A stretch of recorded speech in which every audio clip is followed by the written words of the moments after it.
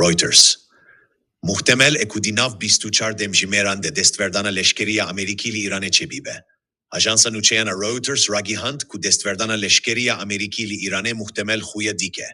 U ligori yek şiraye daran, ev çalaki dikare dinav 24 demjimerin peşte pekvere. Ligori rapore, rayedareki İsraili jiragihand ku Suriye'ye Donald Trump biryar daye ku destverdane bike. Her çen çarçove, u demarastina ve çalakiye hinne diyare. Dive navberede, rayedarin ketere ragihandin, ku kemkirina hezen li baregeha hevaiya el udeid, ku mezintirin baregeha leşkeriya Ameriki li heremeye, jibo bersiva aloziyen heyiyen li hereme, hatiye kirin. Se diplomatan ji Reuters regotin ku ferman hatiye dayin ku hin hezen li baregehe biçih bune derkevin.